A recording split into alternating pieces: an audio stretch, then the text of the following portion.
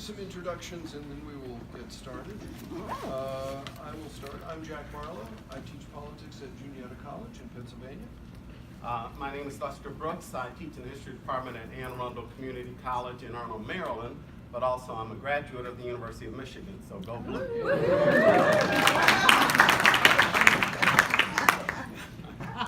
Nick Drummond, I teach at Black Hills State University, assistant professor of political science. And would you introduce yourselves and your teacher, please? Thank you for allowing us to testify before you today.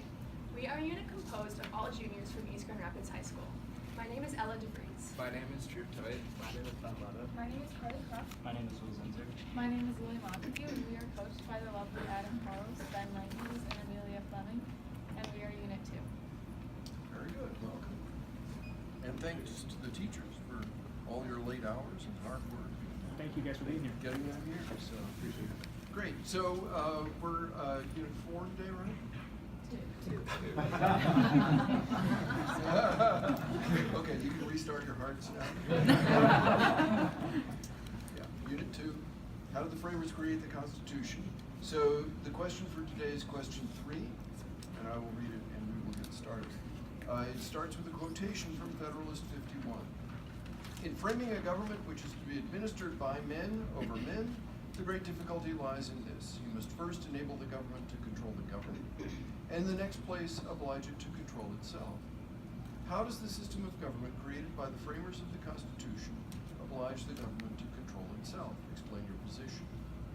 Is our system of separated and shared powers enough to control the government to ensure it does not become tyrannical and violate the rights of the people and the common good? Explain your position.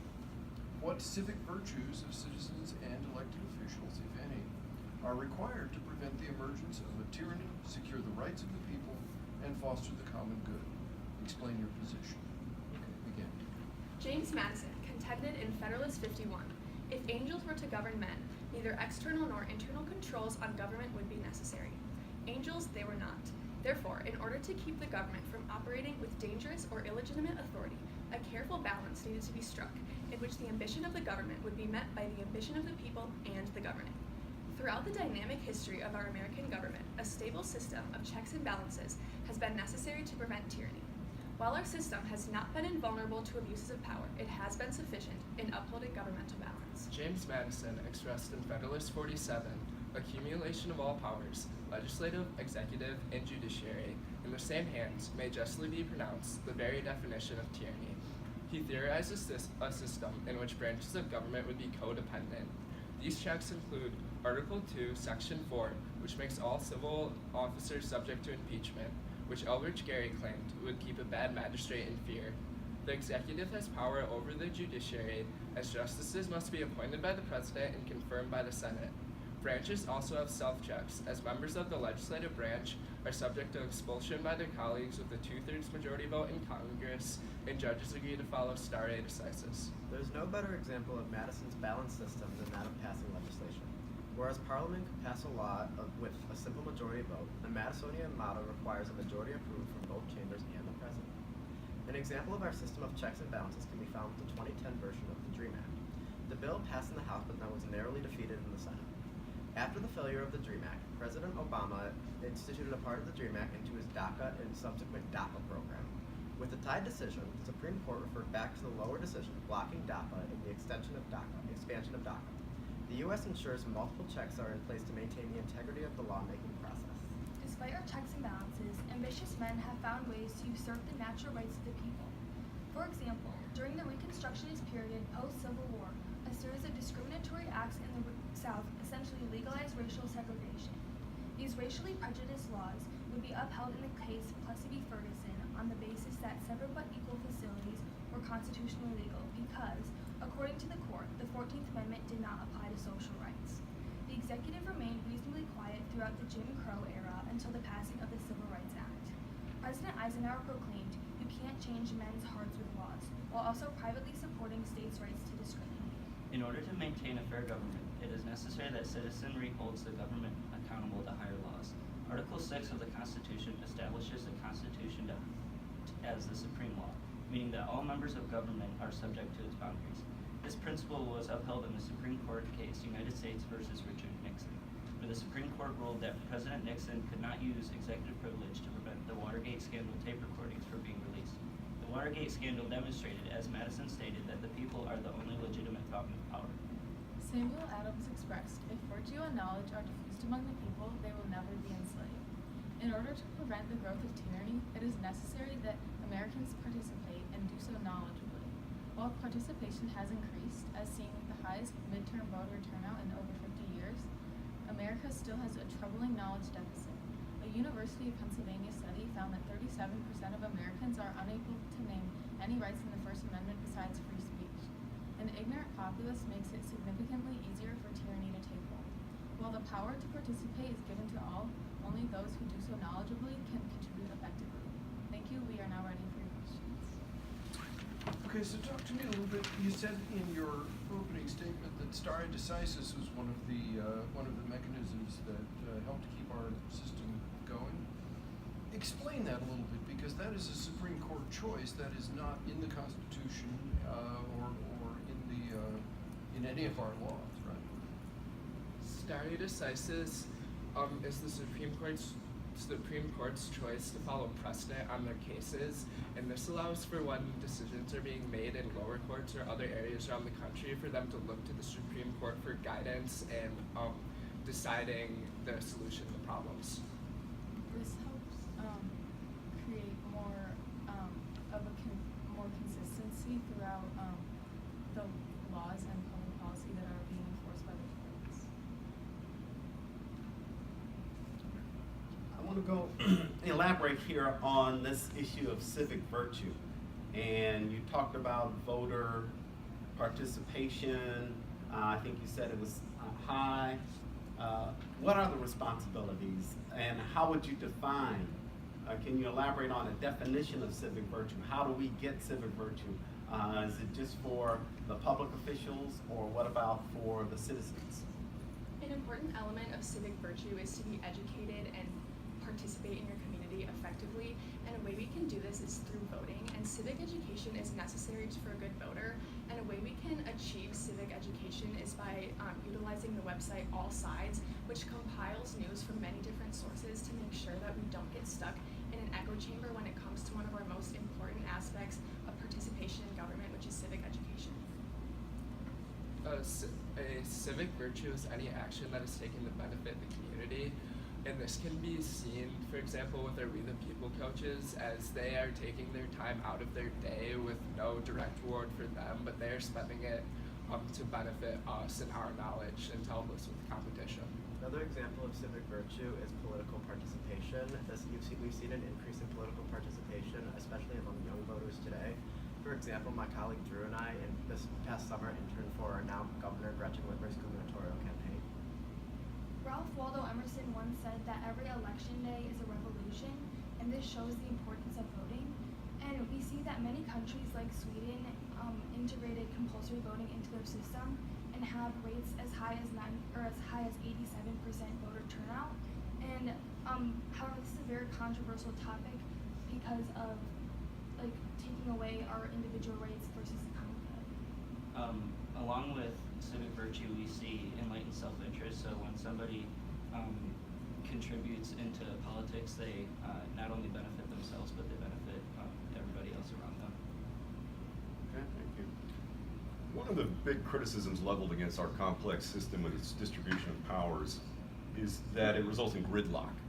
What would the founders say about that? Is gridlock always necessarily bad, or what would you say? Or is there something good that can emerge from gridlock? Well, in Federalist 10, James Madison talked about how there are many factions within our society, and that is natural. But he said that no factions would overpower the other.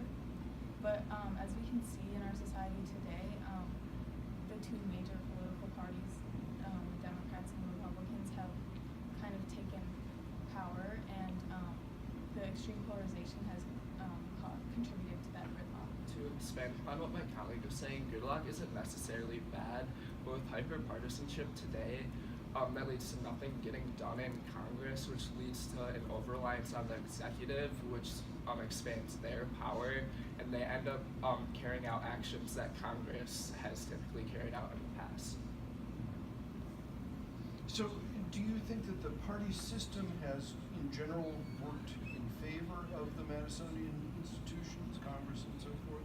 Or has it worked against those institutions? Or is it now working against them? I think that the extreme polarization has kind of hurt the idea of the Madisonian model because because the Madisonian model was designed mainly for checks and balances between the three branches, but the extreme polarization has led to there being less of a check between the executive and the legislative branch. I would agree with my colleague, as our framers did not intend for there to be such hyper-partisanship in our current system. George Washington warned against this in his farewell address, and they would be appalled if they saw how people today, they base their decisions off of their party and not what they feel is best for the country. Partisanship is the main instigator with our problem with gridlock in Congress today, and because of this, with the Congress's inability to produce policy effectively, we now see partisan partnerships between the president and Congress in order to get things done.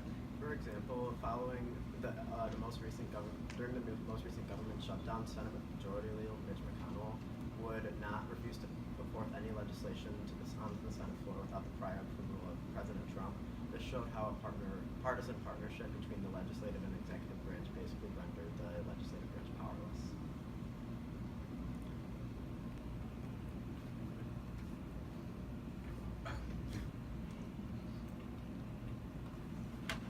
Let's go back to this. When we look at the founding fathers and their examination of, you talked about Fellows Number 10 and these factions, and they didn't like it, right? Even George Washington warned us. All right, thank you. Our time is up.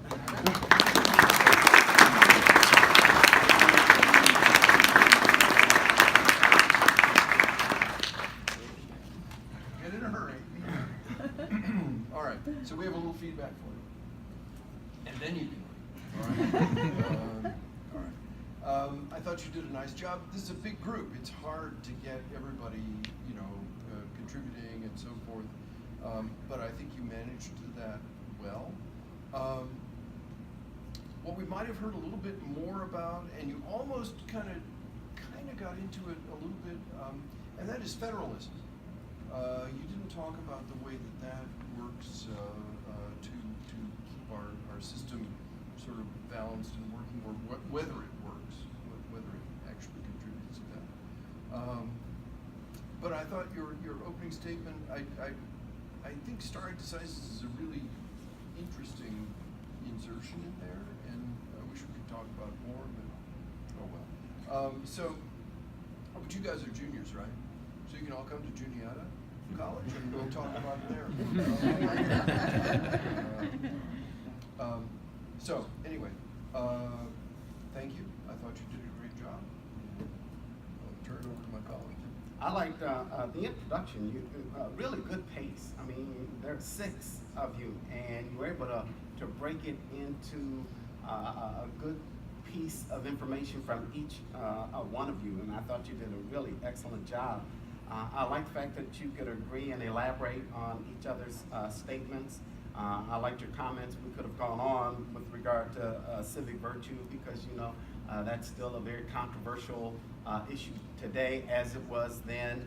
And here they're basing a government on the people, yet Madison says they're not angels. So what do you have to do? So a very difficult situation. I think that was a very interesting conversation we were in. It would have been nice if we could have continued that.